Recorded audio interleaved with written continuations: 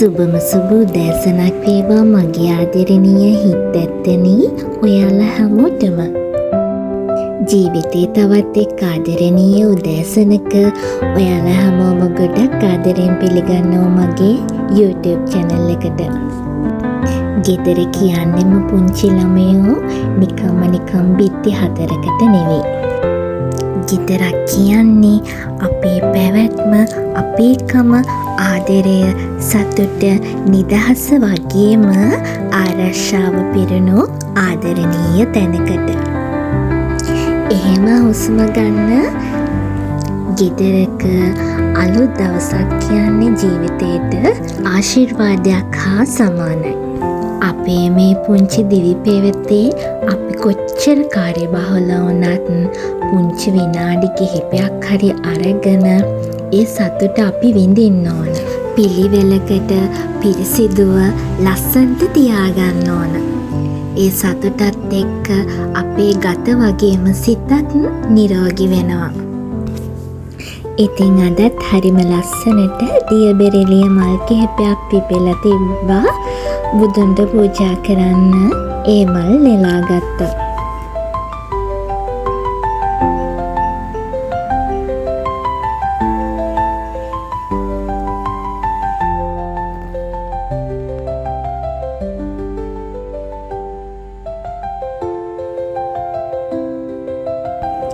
ආදරණීය හිත් ඇත්තනි ඔයාලගේ ජීවිතත් මේ වගේම ඒකාලෝකමත් වේවා.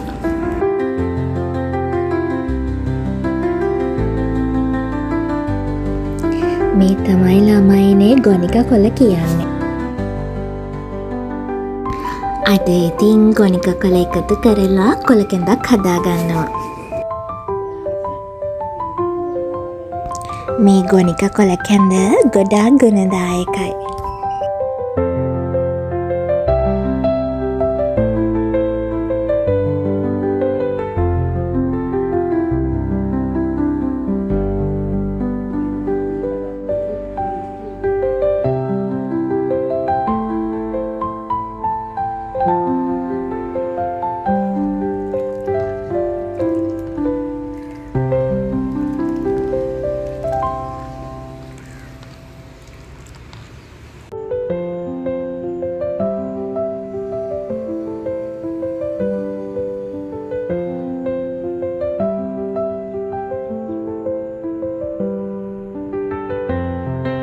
අද ටිකක් හොඳින් හිරවෙලිය තිබ්බ නිසා අත්තටම හරිම ලස්සනයි.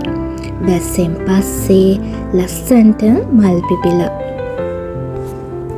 ඉතින් පුංචි ළමයෝ ඉඩක් ලැබෙන හැම මොහොතකම ඔයාගේ පුංචි ගෙවත්තට අවධානය දෙන්න පුංචි කාලයක් වැය කරන්න.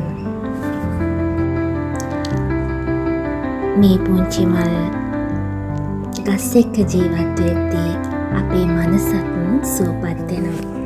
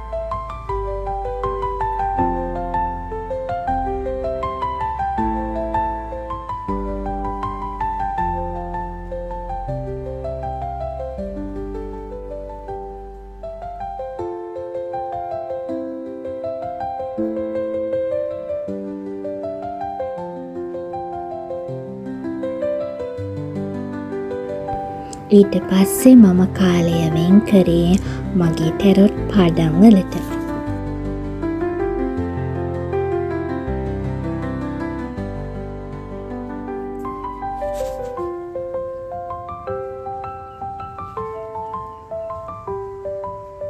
කොළ කැඳම විතරක් බිව්වට මදි, ටිකක් වෙලා යද්දි බඩගින්න වගේ දැනෙනවා.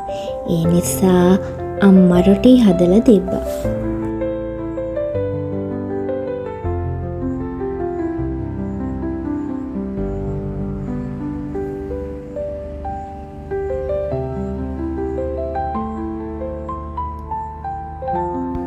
අපි මිලදී ගත්තට පස්සේ කුළුබඩු මේ විදියට සෝදලා පිරිසිදු කරගන්න ඕන.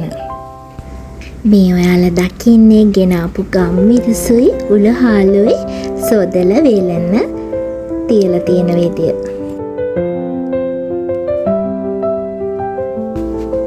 ඉතින් පුංචි ළමයෝ ඔයාලා විශ්වාස කරනවද ඒන්ජල් නම්බර්ස් අපිට විශ්වය හරහා අපේ ඉෂ්ට දේවතාවුන් හරහා අපිට ලබා දෙන පණිවිඩ? ඉතින් එහෙම දකින හැම මොහොතකම ස්තුතිවන්ත වෙන්න. මේ විශ්වය සබහාදහමෙන් අපිට ලබා දෙන ඒ ඉඟිවලට සවන් දෙන්න. දැන් සූදානම් වෙන්නේ දවල්ට උයා ගන්න. ඉතින් මුලින්ම කරේ අවශ්‍ය දේවල් මේ විදියට සූදානම් කරගත්තු එක.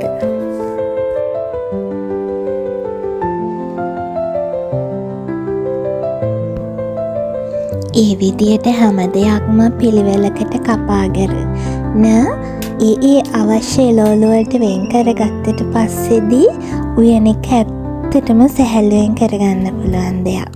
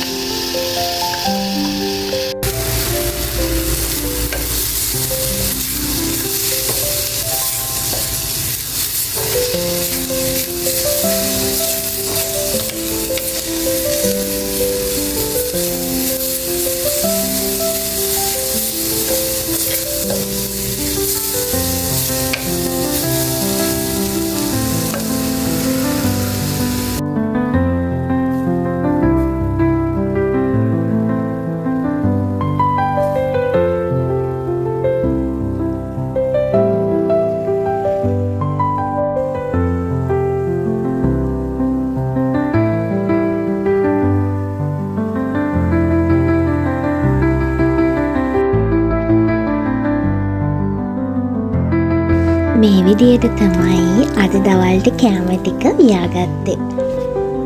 සොසේජස් පපඩම් බෙදලා පරිප්පුයි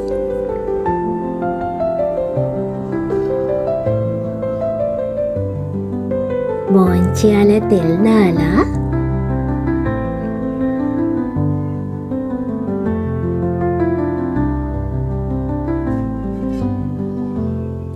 සුදු කැකුළු බත් එක්ක